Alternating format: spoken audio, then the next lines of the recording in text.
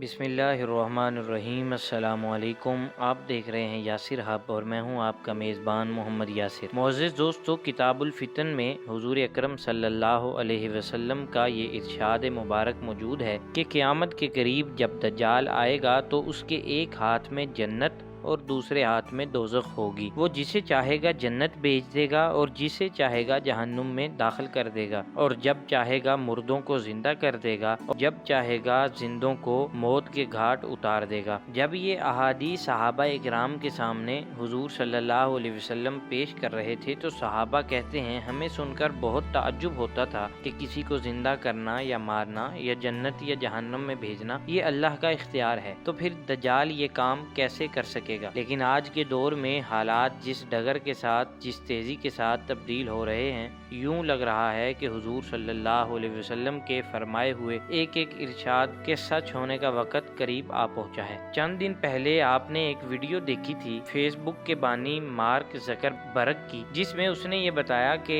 Internet बहुत पुराना हो चुका है, अब एक नई टेक्नोलॉजी आ रही है जिसमें एक नई वर्चुअल दुनिया तख्लीक की जाएगी, जिसमें आप अपने सैकड़ों मील दूर बैठे हुए दोस्तों को बुलाकर यूं गपशप लगाओगे जैसे आप इकट्ठे रहते हो। इस टेक्नोलॉजी की मदद से आप हर वो काम कर सकते हैं जो आपका दिल चाहेगा। और मार्क ज़करबर्ग ने इस टेक्नोलॉजी का नाम मेटा बतलाया है। फेसबुक के बानी ने साथ ही ये भी कहा कि हम फेसबुक का नाम तब्दील करके मेटा रखने जा रहे हैं।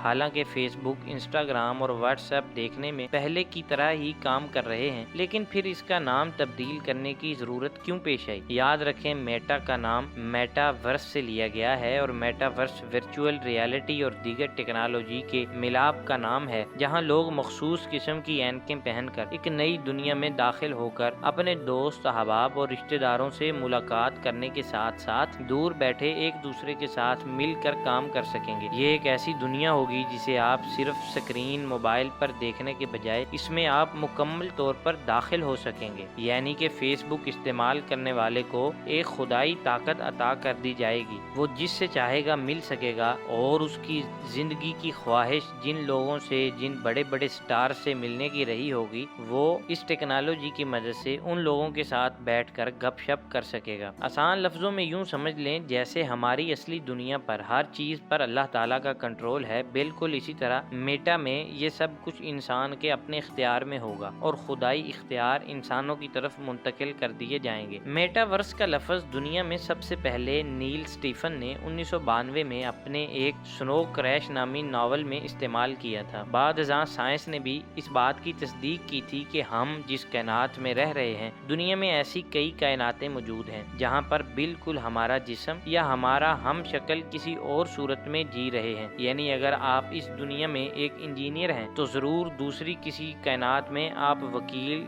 या डॉक्टर भी हो सकते हैं। ये एक साइंसी सोच है जो अभी तक साबित नहीं हो सकी, लेकिन अब इस थ्योरी को हकीकी रंग देने के लिए मार्क ज़करबर्ग ने फेसबुक, व्हाट्सएप पर काम शुरू कर दिया है। मार्क ज़करबर्ग एक ऐसी दुनिया बनाने जा रहा है जिसका सिरे से कोई वजूद ही नहीं होगा, जबकि लोग मेटा की ऐनकें पहनकर अपने पसंद के लोगों, सेलिब्रिटीज और अपने ख्वाबों को पूरे करने के लिए निकल खड़े होंगे। यहाँ तक कि आप ये ऐनकें पहनकर आसमान की भी सैर कर सकेंगे। और इन तमाम बातों का डेमो मार्क ने अपनी एक वीडियो में लोगों के सामने दिखाकर पेश भी कर दिया है। अपने पसंद की दुनिया, पसंद के लोगों से मुलाकात और अपनी मन चाही जिंदगी गुजारने की दुनिया में दाखिल होने के लिए आपको मार्क ज़करबर्ग को कीमत भी अदा करना होगी। और ये कीमत आप अपने रुपए, डॉलर या दिरहम में नहीं, बल्कि फेसबुक की करेंसी जिसे लिब्रा कहा जाता है, ये कीमत इसी करेंसी में अदा की जाएगी। खुलासा ये कि फेसबुक अब